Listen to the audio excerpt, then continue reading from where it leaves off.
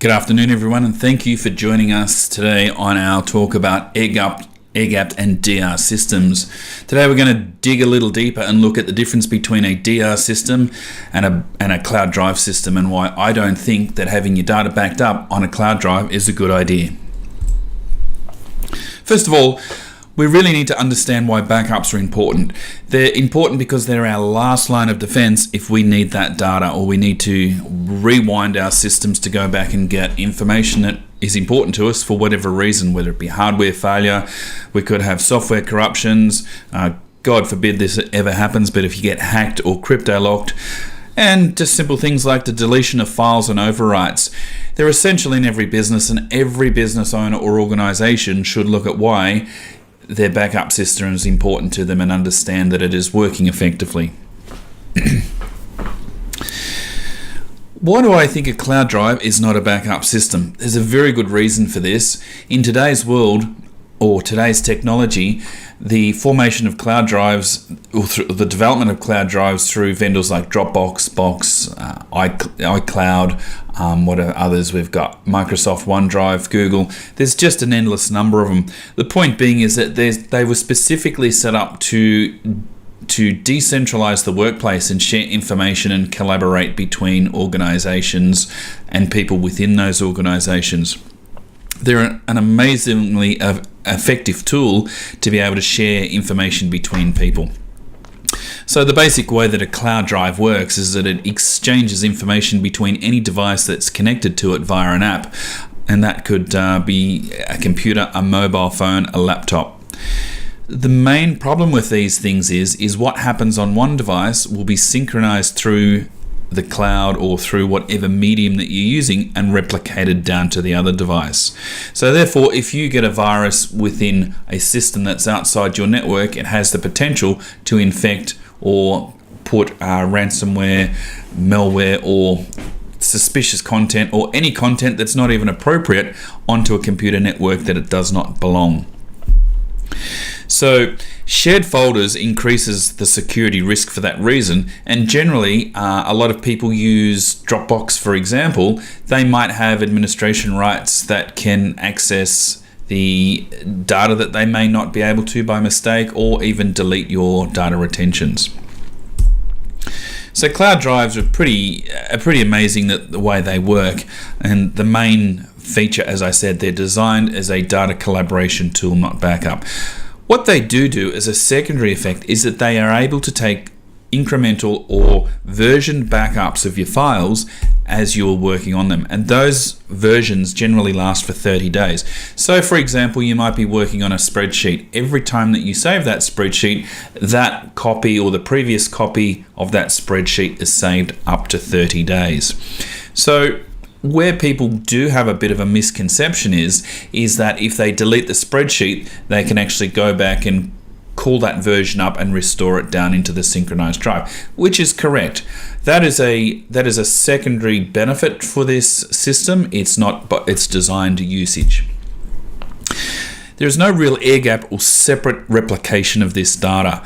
What I mean by that is that there's no bona fide difference between a data and a backup asset set. So if your main data was to be compromised, as we've seen here with the Red Cross, we do have the ability to restore file versions back into our Dropbox in this instance, and that will sync down to devices. So that does give you some level of protection against malware, ransomware, for instance, that sort of stuff. Maybe not your more advanced style locks like that might lock your computers up and not give you access to it, but certainly things where granular style files are compromised, this does have that secondary feature to do that.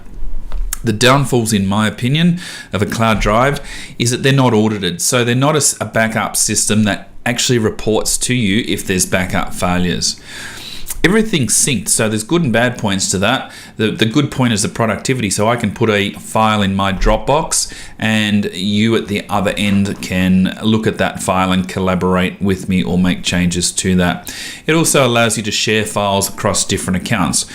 That, in my view, the good point of that is of course, the productivity. The bad point of it is I don't know what you've got in your Dropbox folders, so if they're shared down into my computer, God knows what content I could be getting into my computer.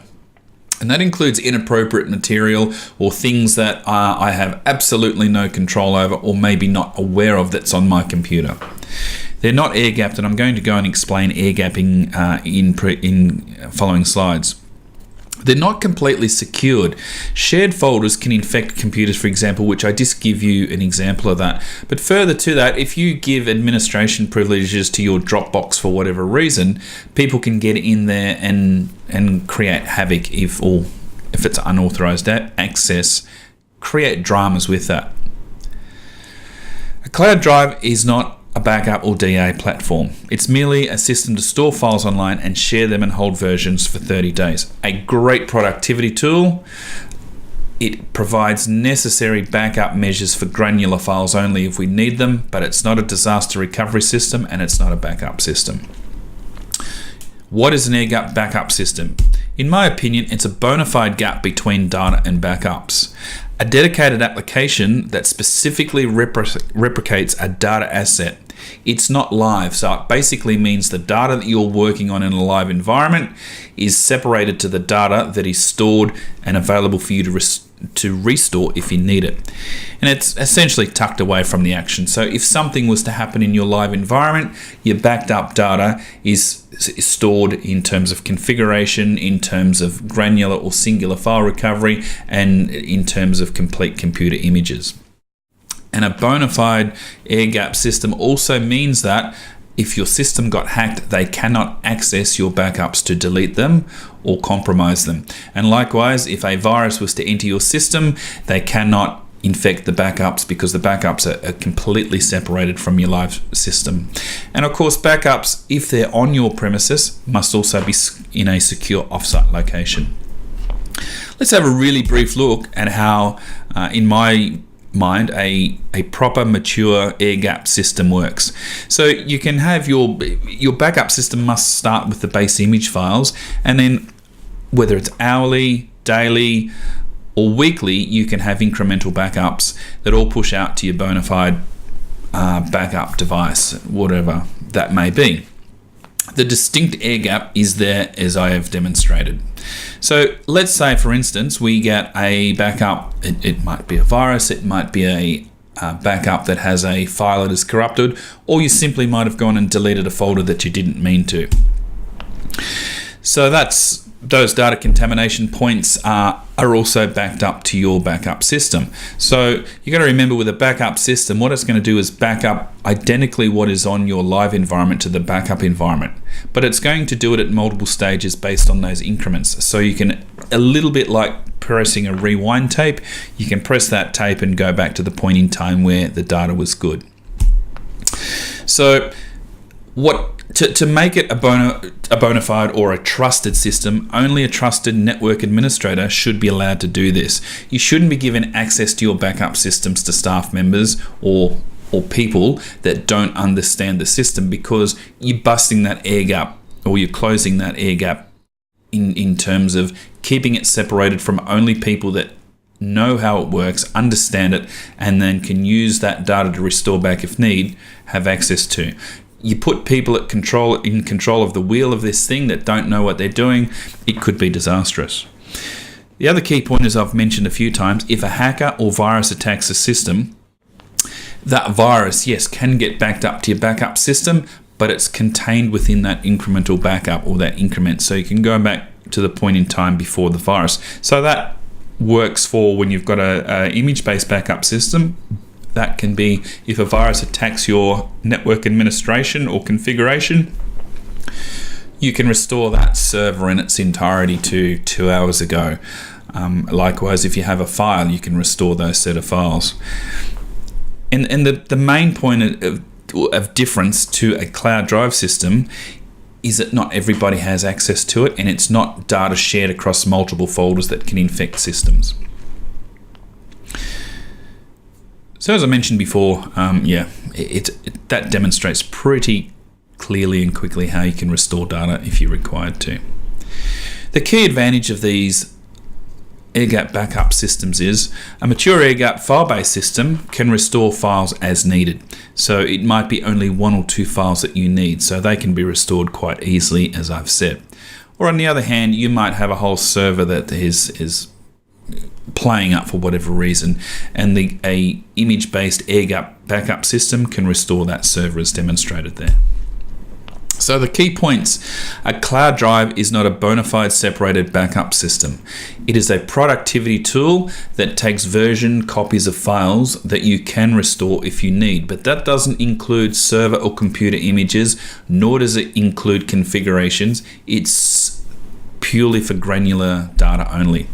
A cloud drive through sharing might allow unauthorized access. As I said, people can have all sorts of content and it might not be appropriate content on their computer. As soon as you accept a share link or a synchronized link for that content may very well end up in your computer. That could be a virus, that could be inappropriate material, that could be all sorts of things that you may not even know exists.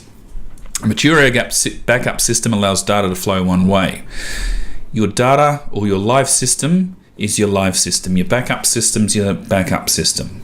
And that backup system is a replication of what goes on in your live environment, so that you're not sharing information in your backup system to people that don't have access to it. And that should only be your network administrator or managers that have access to that. A mature air-gapped backup system also needs to keep multiple copies of your data. So you saw those increments before. You should be able to go back to several points in time to be able to retrieve data, or what they call restore points, to be able to pull that data out if you need. And that would be at server, image file, or computer image file, or granular singular file levels. And of course, a good backup system, if it's on premise, should have a duplicate of that data stored off-site. The only way to retrieve data from a backup system is to perform a restore, not a copy. So if you've got in a cloud drive system, essentially you're copying a file from an earlier version back into your Dropbox folders. Only network administrators should have access to your backup assets, and whole servers through to singular files can be restored into a backup system.